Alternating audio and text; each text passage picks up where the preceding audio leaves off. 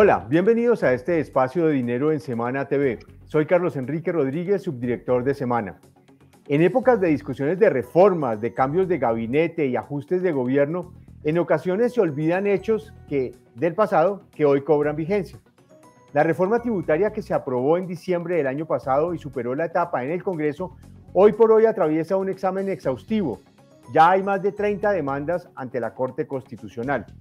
Pero más allá del hecho y de lo que implica esta reforma tributaria y del proceso jurídico que avanza en este alto tribunal, es importante destacar qué pasa con la seguridad jurídica en Colombia, a qué nos estamos enfrentando y cuál es la coyuntura que hoy nos lleva la agenda. Para analizar este tema nos acompaña hoy el doctor Juan Guillermo Ruiz. Él es uno de los tributaristas más reconocidos del país y ha sido presidente de la Asociación Fiscal Internacional para América Latina y del Instituto Colombiano de Derecho Tributario. Y además es socio de la firma Pose Herrera Ruiz. Doctor Juan Guillermo, muchas gracias por acompañarnos y bienvenido a esta conversación. Muchas gracias, Carlos Enrique. Un gusto estar hoy con ustedes. Arranquemos por lo puntual. ¿Cuántas demandas que usted conozca tiene hoy la reforma tributaria ante la Corte Constitucional? Carlos Enrique, se han presentado 36 demandas contra la reforma tributaria. No todas han sido admitidas, algunas están en proceso de admisión. Del seguimiento que yo he hecho del tema, hay 5 que fueron rechazadas de las 36, una demanda de inconstitucionalidad de una ley es rechazada cuando tiene vicios fundamentales en su planteamiento, lo que conocemos como una inepta demanda, pero el resto han sido admitidas o están en proceso de admisión.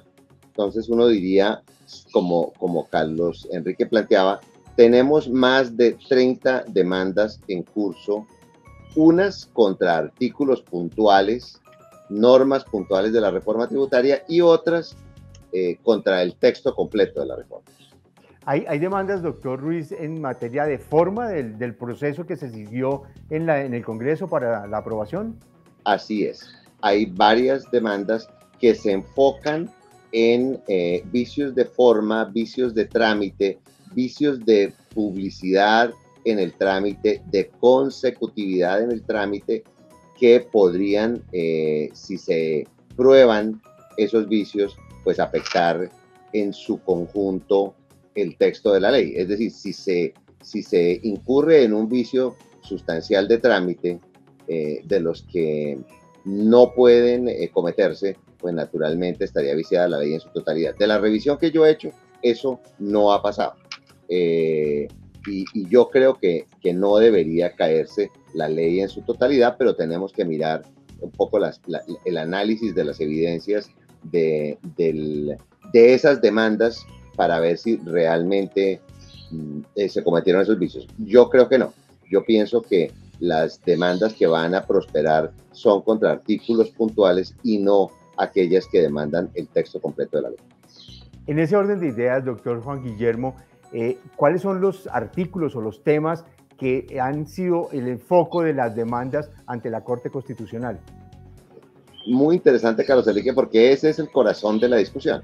¿Cuáles son los artículos que han sido demandados y sobre todo cuáles artículos podrían llegar a ser considerados por la Corte Constitucional como inconstitucionales, de acuerdo con su juicio, naturalmente, que en su momento hará en la Corte dentro de su autonomía y dentro de su propio análisis constitucional? Muchas de las demandas o algunas de ellas están focalizadas en unos temas puntuales. Yo creo que no todas las demandas tienen que ver con temas distintos. Y tal vez me gustaría, Carlos Enrique, focalizarme en aquellos que concentran el mayor o la mayor parte de la discusión de estas demandas. Creo que el primero de los temas que concentra muchas de las demandas es el que tiene que ver con la no deducibilidad de regalías. Ahí hay varias demandas muy bien sustentadas, a mi juicio, que de alguna manera cuestionan el artículo de la reforma que limita la deducibilidad de las regalías que por ley deben pagar las industrias extractivas, particularmente en hidrocarburos y minería. Ese es un artículo demandado, hay varias demandas que tocan ese tema y a mi juicio creo, Carlos Enrique, que ese tema podría ser uno de los que la Corte Constitucional considere que es inconstitucional. ¿Cuáles son los artículos o los principios constitucionales que se consideran vulnerados en relación con esas demandas? Básicamente el artículo de justicia o el principio de justicia tributaria, el principio de libertad de empresa, el principio de capacidad contributiva, que de alguna manera, articulados adecuadamente, en mi opinión, sí deberían conducir a que la Corte considere que esa disposición es contraria a la Constitución política. La deducibilidad de gastos debería ser un principio generalmente aceptado cuando esos gastos son necesarios, cuando son proporcionales, cuando además tienen relación de causalidad con la renta, y en el caso de las regalías, a mi juicio no existe ninguna duda de que son obligatorios, son definidos por la ley, necesarios en la actividad extractiva y proporcionales porque la proporcionalidad la define la ley misma. Creo que ese artículo, Carlos Enrique, debería caerse. El otro tema, doctor Ruiz, usted me corrige, había una discusión grande en el momento del análisis de la reforma tributaria en el Congreso sobre el impuesto al patrimonio. ¿Ese también está en discusión ante la Corte Constitucional? Así es, Carlos Enrique. El impuesto al patrimonio también ha sido demandado, particularmente en lo que tiene que ver con incluir en la base del impuesto al patrimonio propiedades o activos inmobiliarios. Curiosamente, el énfasis de las demandas o de la demanda particularmente está en el hecho de que la propiedad inmueble solo puede ser gravada por los municipios y por tanto incluir un gravamen como el impuesto al patrimonio, que es del orden nacional, en la base del impuesto al patrimonio se considera inconstitucional. A mi juicio, esa es una petición válida. Podría finalmente la Corte considerar que el impuesto al patrimonio sí es constitucional, sujeto o condicionado a que no se incluya en la base inmuebles que ya son gravados con el impuesto predial a nivel municipal. Naturalmente, desde el punto de vista de opinión, pues la intención sería la de que no se gravara el impuesto al patrimonio en su totalidad. Yo que, como Carlos Enrique sabe, no considero adecuado, oportuno, conveniente para el país el impuesto al patrimonio, sí debo reconocer que en este caso el vicio desde el punto de vista constitucional estaría limitado pues básicamente al hecho de que se incluyan inmuebles dentro de la base del impuesto al patrimonio. Los impuestos que llaman saludables a las bebidas azucaradas o a los alimentos ultraprocesados también están en la discusión de la Corte Constitucional, doctor Ruiz. Así es, Carlos Enrique, particularmente el de bebidas azucaradas y el de tarifa de bebidas azucaradas. Naturalmente hay principios de igualdad que podrían estarse vulnerando en estas materias, y yo creo que ese es un tema que también podría la Corte llegar a considerar como inconstitucional. El otro tema, doctor Ruiz, del que habíamos hablado en algún momento, era el tema de las sobretasas a algunas industrias específicas. Y en su momento la discusión era, en este caso era petróleo, carbón, si mal no recuerdo y usted me corrige, el tema de empresas de generación de energía y el sistema financiero, particularmente el tema de bancos. Y una de las discusiones que había cuando se estaba proponiendo el tema en la reforma tributaria en el Congreso era que no era igualitaria para todos los demás sectores de la economía. ¿Eso también está en la mirada de la Corte? También lo está. Particularmente en este momento lo estamos mirando en relación con el análisis de la sobretasa a los generadores hidráulicos. Pero la discusión tiene un antecedente en lo que tiene que ver con el sector financiero, porque ya la Corte se pronunció en relación con esa sobretasa y en relación con la reforma tributaria anterior. La verdad es que el conjunto de las sobretasas, tanto hidrocarburos como en el caso de minería en carbón, como en el caso del sector de generación hidráulica, yo personalmente creo que es una sobretasa que vulnera el principio de igualdad y que tiene una discriminación tributaria que no debería aceptarse desde el punto de vista constitucional. Pero hay un antecedente, tengo entendido, y fue con el sector financiero, que también se le aplicó en el pasado una sobretasa. El sector demandó, creo, y la Corte se ratificó en la reforma. Así fue, y así fue. Ahora, obviamente esta es una ley distinta, y es posible que el tema vuelva a plantearse, pero sí hay un antecedente que debe reconocerse en el sentido de que la Corte hizo un análisis en torno a la sobretasa del sector financiero y consideró, infortunadamente, a mi juicio, que debía entenderse constitucional. Yo creo que no lo es.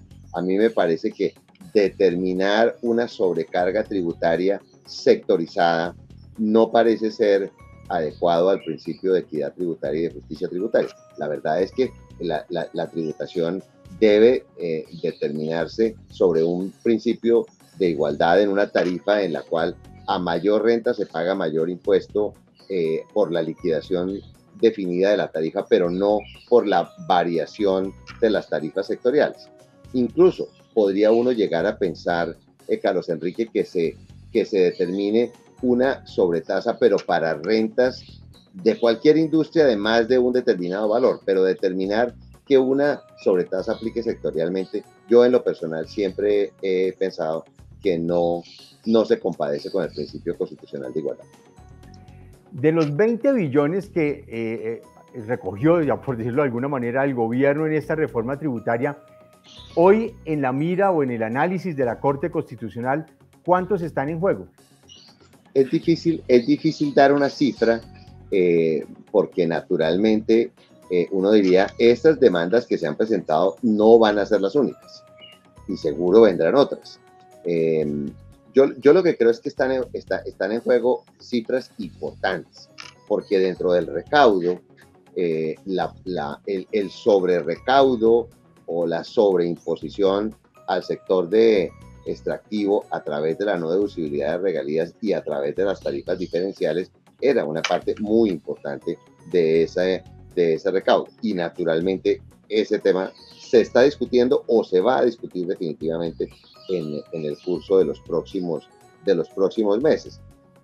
Hay otros temas que podrían llegar a generar recaudos menores que se están discutiendo, pero realmente el punto central del recaudo estaba justamente en el sector de actividades extractivas, tanto de petróleos como de minería, y sobre tasas sectoriales para el sector financiero y para el sector extractivo y el sector de generación hidráulica, y ahí esos temas se van a terminar discutiendo. Yo creo que yo no me atrevo, Carlos Enrique, a hacerle un cálculo porque correría el riesgo de ser un poco... acertar. y de hacer un cálculo un poco sin el suficiente fundamento. Pero lo que sí le puedo asegurar es que es una parte importante. Ok. En términos de tiempos, doctor Ruiz, ¿cuánto se puede demorar la Corte Constitucional en analizar todas estas demandas y hasta cuándo más o menos podríamos tener humo blanco alrededor de ellas? Yo creo que la Corte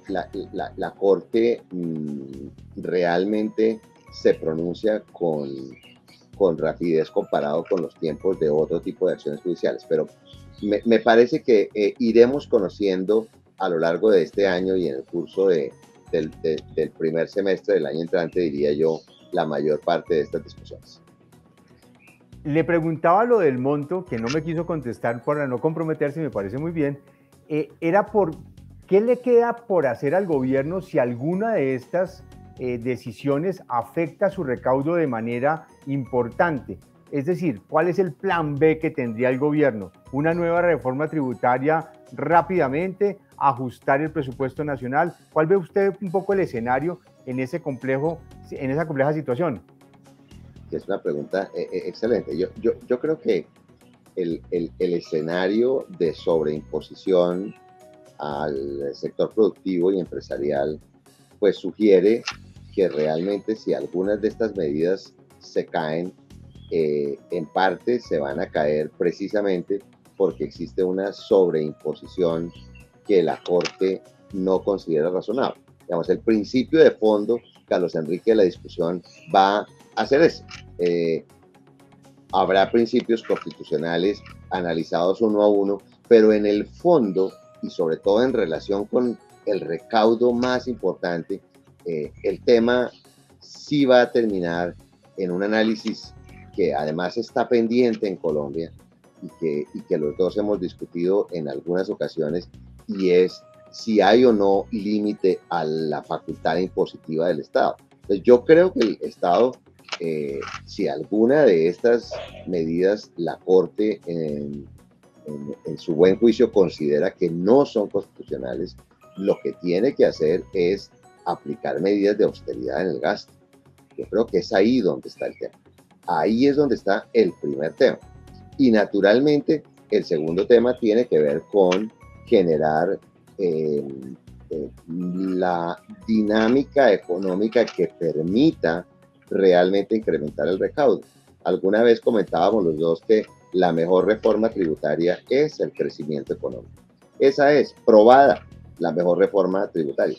Cuando la economía crece, el recaudo aumenta, como pasó el año pasado. El incremento en el recaudo el año pasado fue realmente significativo.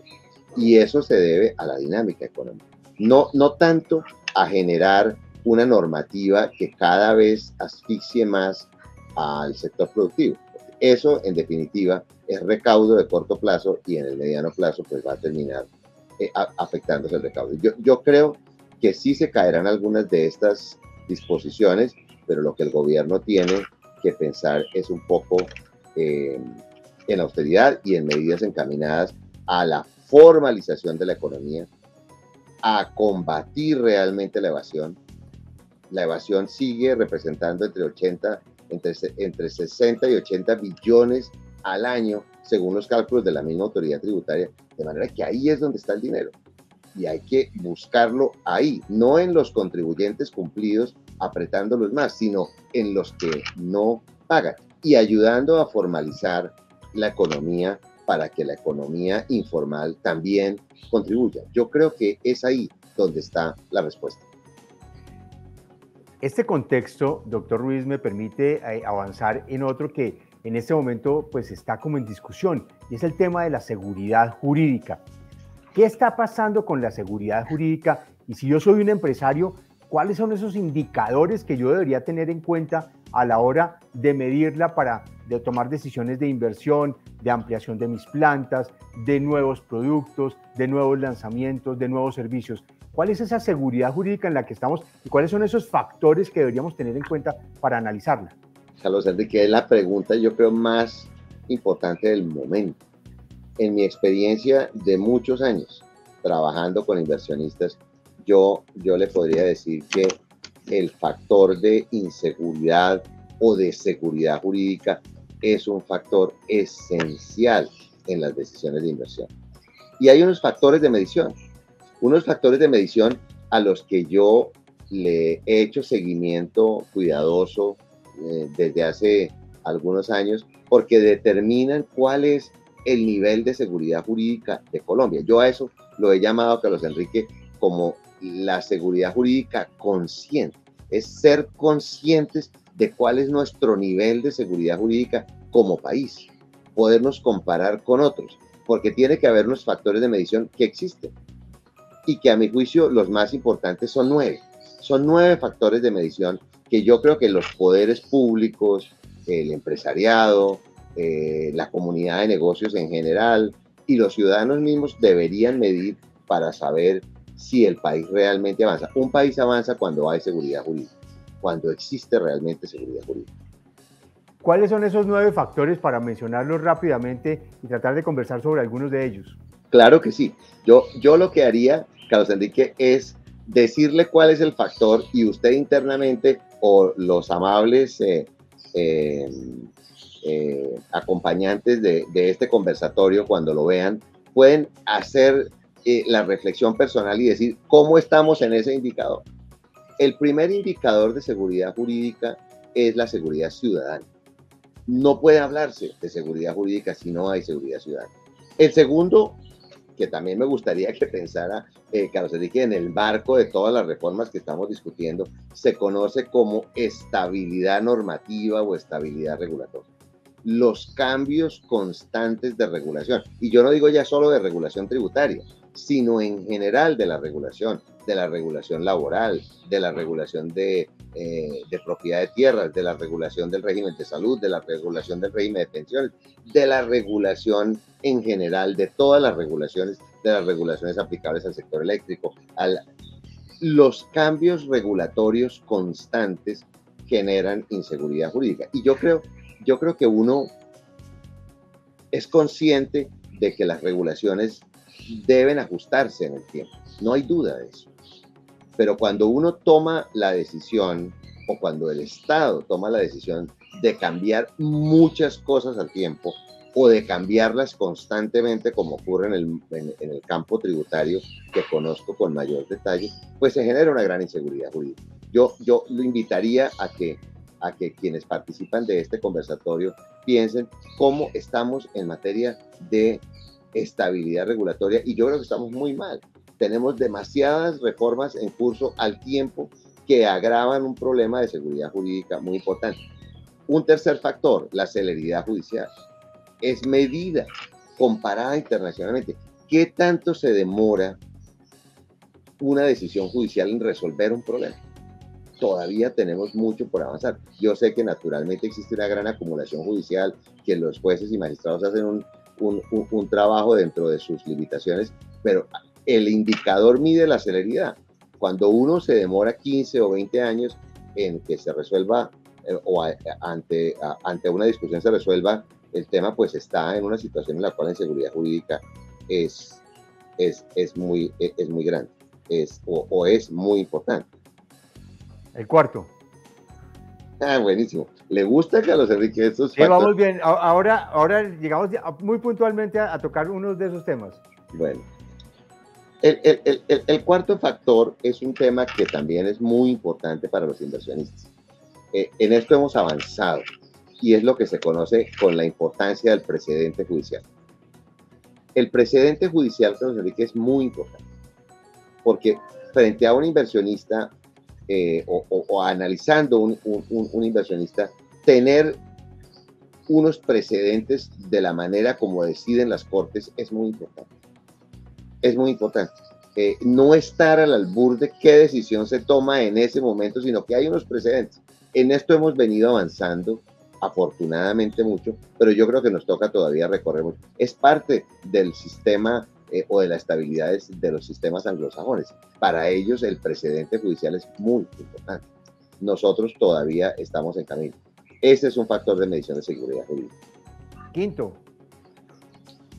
El quinto es un tema sensible, porque tiene que ver con el respeto de los derechos adquiridos y de la propiedad privada. Muy sensible. Y naturalmente es un factor de medición.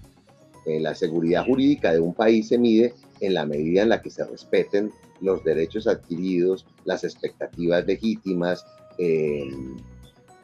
y naturalmente se respete la propiedad privada, ¿no? En este momento pues hay algunas discusiones en torno a ese tema, y naturalmente en los temas de seguridad jurídica, cuando se afectan, por ejemplo, derechos adquiridos, uno pensaría que el ahorro pensional de los colombianos pues es un ahorro que de alguna manera es un derecho, digo, afectar ese ahorro pues puede de alguna manera generar inseguridad jurídica, o discutir el tema de propiedad privada de una manera que pueda considerarse eventualmente contraria a la seguridad jurídica, pues también es un problema. Ese es un factor bien importante en la medición de seguridad jurídica de un país.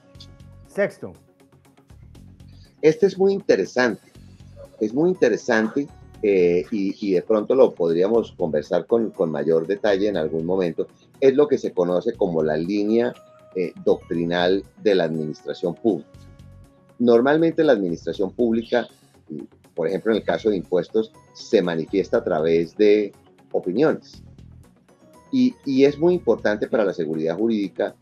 Doy el ejemplo de impuestos pues porque naturalmente es el que me toca de una manera más cerca a mí, pero aplica a muchos sectores de la actividad económica. Cuando la autoridad tributaria se manifiesta a través de doctrina, pues es obvio que esa doctrina puede evolucionar, pero esa doctrina, si está cambiando con muchísima frecuencia, también genera inseguridad jurídica. Entonces, a ese principio se le llama estabilidad en la línea doctrinal de la administración pública. Ok. El séptimo. El séptimo yo creo que le va a gustar mucho, Carlos Enrique. Y es un tema bien complejo y sensible al momento de medir. Es el tema del régimen sancionatorio. El régimen sancionatorio en un país y en general cuando existe seguridad jurídica, pues de alguna manera suele ser proporcional a la gravedad de la falta. Cuando eso no es así, pues hay un problema de seguridad jurídica. Y le doy un ejemplo también muy propio de nuestro mundo tributario.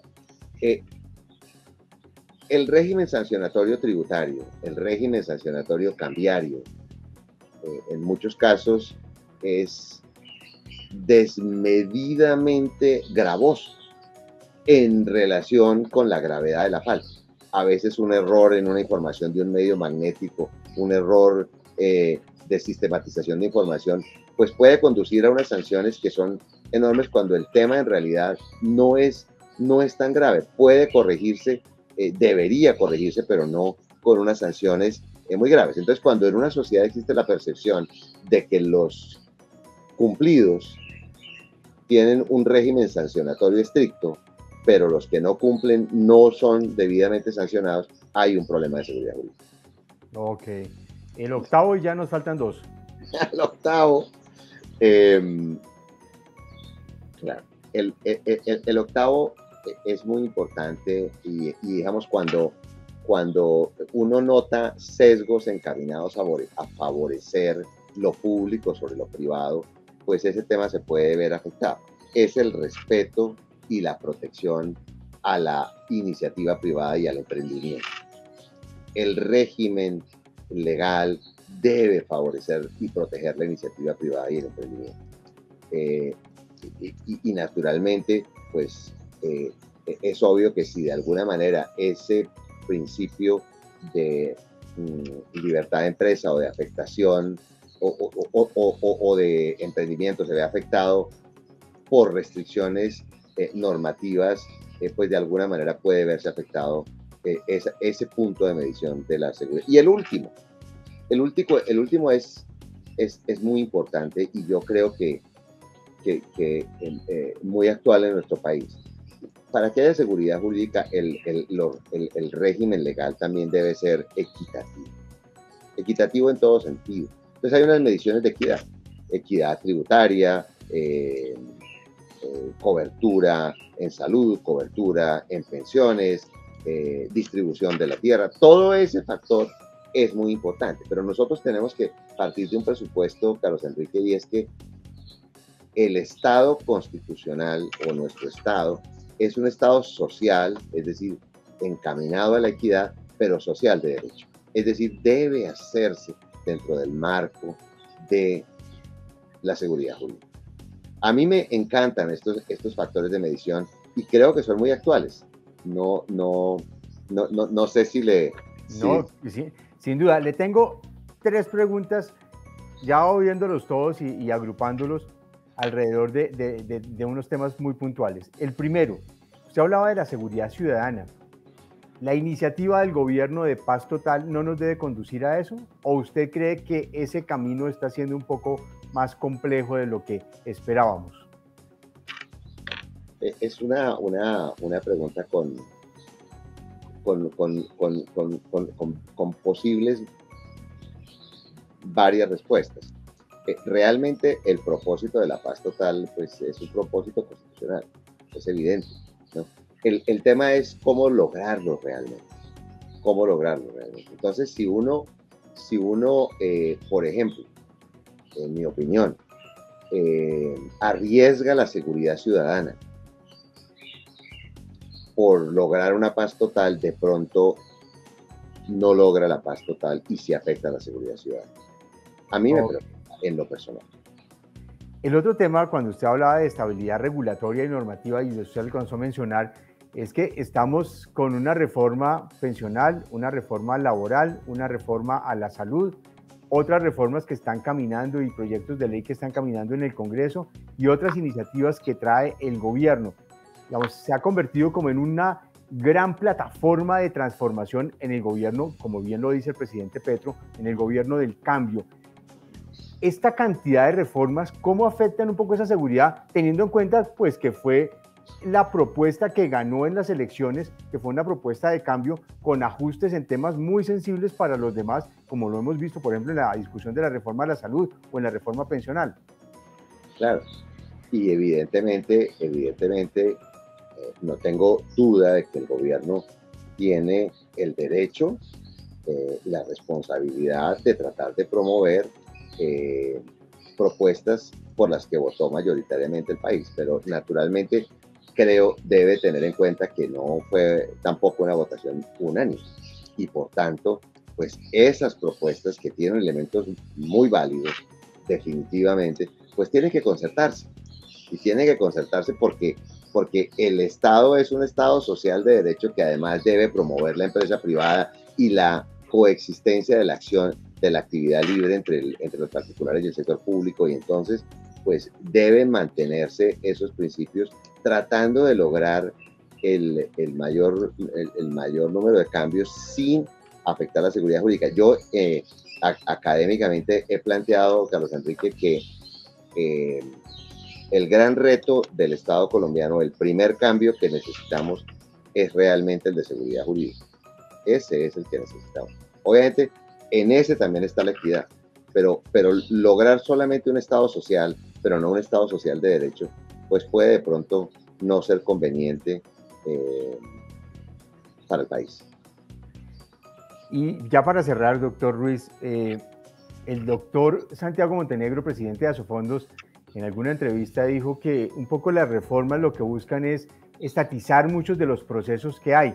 Y uno de sus puntos de discusión acerca de la seguridad jurídica es el respeto a la iniciativa privada y al emprendimiento. ¿Cómo congeniar una propuesta de gobierno en donde buscan que el papel del Estado sea mucho más importante que el que traíamos históricamente frente al respeto a la propiedad privada? Yo creo que es relativamente sencillo. Lo primero es que hay que respetar la libertad de elección. El principio de libertad de elección es un principio constitucional básico. Lo que creo que no conviene hacer, Carlos Enrique, es obligar a que las personas tomen una decisión hacia lo público, hacia la administración, por ejemplo, de sus pensiones o de su salud o del sector público, como si no existiera otra opción. De manera casi que unánime ha sido comprobado en el mundo que el prestador único, sea privado o público, afecta siempre la calidad de servicio y la cobertura. De manera que a mí en lo personal me cuesta trabajo entender por qué no se logra realmente un consenso en el que se respete la actividad que ha sido muy valiosa. Yo estoy convencido que la ley 100, tanto en lo que se refiere al sistema general de pensiones como al sistema en salud, es un resultado, es un fruto maduro de la Constitución del 91, en la que estaban todas las tendencias. Ahí se logró concertar ese régimen de acción y de interacción entre lo público y lo privado. ¿Que hay que hacerle ajustes? Sin duda. No tengo duda de eso. Creo que en eso hay un consenso de todos. El tema es que tiene que ser unos ajustes sin desbaratar los grandes logros que hemos realizado, particularmente en el sistema de salud y también en pensiones. Hemos avanzado. Falta una gran cobertura, pero para eso está para eso está el pilar solidario. Ahí es donde está el Estado. Ahí es donde debe entrar a participar el Estado en ese pilar solidario pensional. Doctor Ruiz, como siempre, muy grato conversar con usted. Muchísimas gracias por acompañarnos en esta conversación. Carlos Enrique, un gusto y gracias por la invitación y un saludo muy especial a todos los que nos acompañan. Muchas gracias, doctor Ruiz. Muchas gracias a ustedes por acompañarnos en esta entrevista. Los invitamos a que nos sigan en nuestras plataformas y en semana.com. Nos encontramos la próxima semana.